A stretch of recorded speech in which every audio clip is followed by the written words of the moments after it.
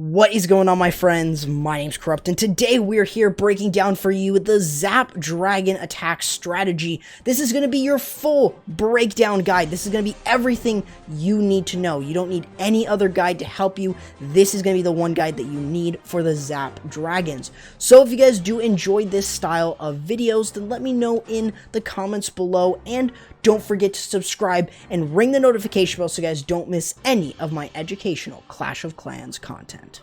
So first of which, let's go ahead and talk about base identification. Now, base identification with Zap Dragons is very simple. It really doesn't take too much time, and it's actually very simple to find the right base design. So on this base design right here, what we're looking for specifically are the air sweeper placement. Like you see right here, the air sweepers are pointing right at each other. Now, this is definitely going to make for a very difficult attack. However, if we can take care of these by using two lightnings here and two lightnings here with the one quake combining right over all of them, we can actually take those down very, very easily. Not only are we taking down the air defenses, but we're most likely going to take down the air sweepers included. And that's exactly what you kind of need to think about when you are doing the lightning, but that is exactly what you should be doing. You need to look at the base identification, because once you take down one of these, you can actually find the right area to use it. So instead of just going for the Eagle Artillery and the two air defenses, we're specifically looking for the air defenses and sweepers when we're doing the lightning spells as well. And this section is more so going over that base identification. So once you take down one of these, it really opens you up to the rest of the base. Because all you have to do is do one Sui hero on either side, one using the Sui King and using a Sui Queen on separate areas, but using an Ice Golem to protect your queen. And then you could easily just work yourself right through the base. It is actually very, very easy to use this attack. There's very little that can really stop this. So that is the base identification that you need to understand when you guys are using the Zap Dragons. But let's go ahead and teach you guys the lightning spells as well. So now the lightning spells are next. Let's go ahead and talk about them. Lightning spells are definitely the core aspect of this, and like you saw in the previous one where we only had 4 lightnings and a quake, this is definitely going to vary from base to base. Whether you need 4 lightning and 1 quake, or even 2 quakes, up all the way up to 6 or even 7 lightning spells and a quake. This is going to determine on the base, and we'll explain exactly how in a second. So specifically, if you're going to be using 7 lightning spells like you see right here, we are going to be using only 1 quake. However, you are looking for a ton of zap value. This is going to be things like taking care of an entire little part of the base while still getting an air defense, or by clearing out the sweepers, the sweeper and the air defense. Like I mentioned in the base identification, sweepers are very important. If they're right by air defenses, which sometimes they are, sometimes they're not, but usually they are there to protect them. But for the most part, you can easily take down air defenses, which are going to be the main threat for your attack. Another thing that you may notice is that there are ground expos in this example. These are like the best kinds of bases that you should be looking for. If you see a base with all ground expos, dragons are going to be your best friend. You'll be easily stomp them really quickly. So all you need to do though is that base identification. Taking a look at where the sweepers are, where the air defenses are, and stuff like that. That is going to help you really get the 3-star with this. But for the most part, what are you doing with the lightnings is that you are zapping away the air defenses. Now what if you only need 4 lightnings? Well, you're going to use 2 quakes on 2 different air defenses. Right here you see the use of the quake right in between.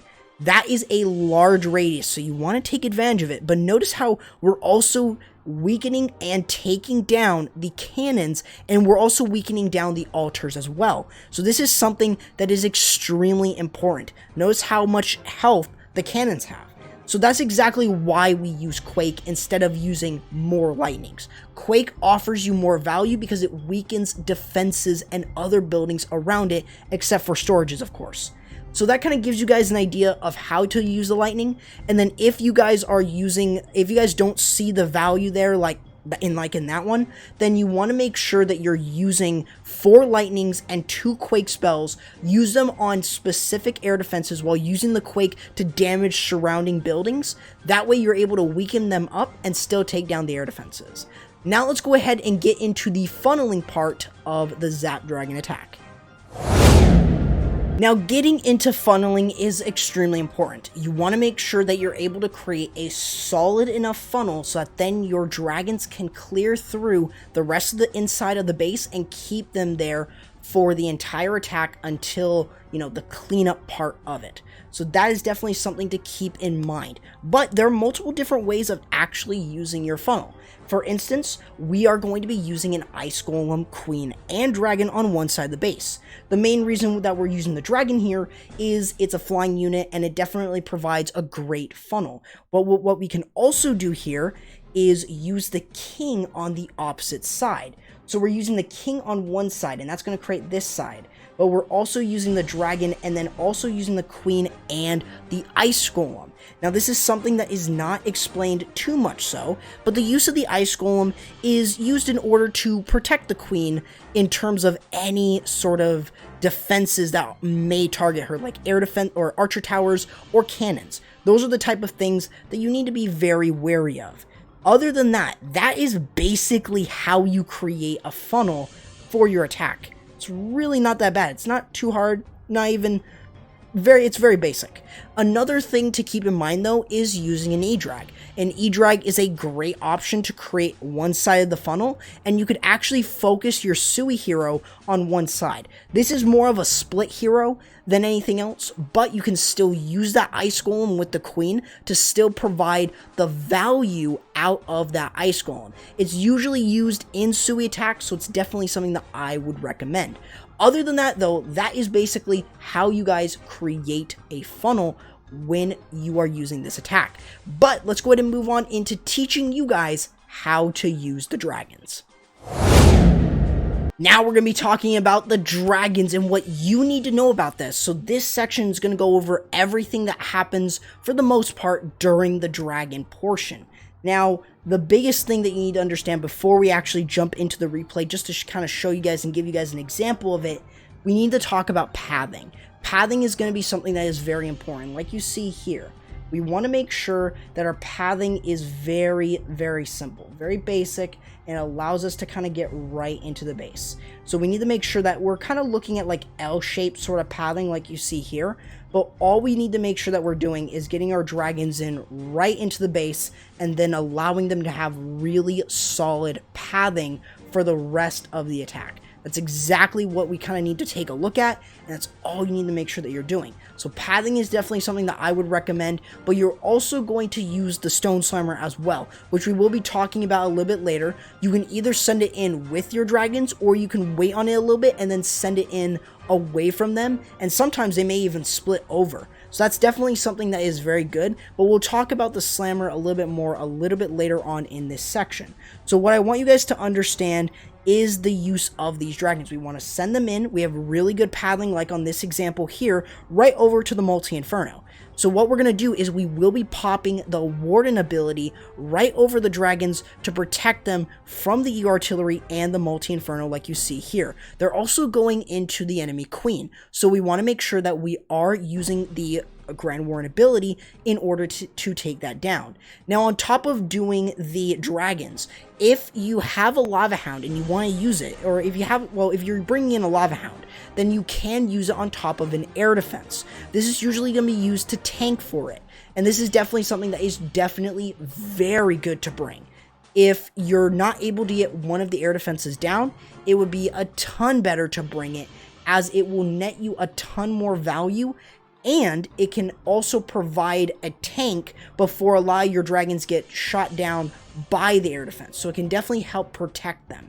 Now, as you're sending that in, you would be wanting to use the Slammer on as a way to create the funnel for the dragons. Now, the biggest reason to why you want to do this is because most of the time you want to try and get any sort of defenses down that may cause the pathing to be off, but not just that, but you also need to make sure that you're getting down any back-end air defenses, which can definitely help as well. Making sure that you're able to kind of clear a large portion of the air defenses is definitely good, but if there's one last air defense, you can use a rage spell and combine that with the CC balloons to take that down.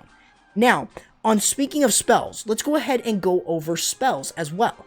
Spells are definitely very, very important. Like you've seen throughout this entire example, the rage spell usage, allowing the dragons to get right through and push through the base. But not just that, but we also use the heal spell, which can be used in terms of allowing ourselves to kind of keep our dragons healed up. You can also use it with the balloons in the slammer, but definitely I would suggest more so using it with the dragons. It's definitely a lot better, and it can net you more, and it can keep the dragons alive for the most part.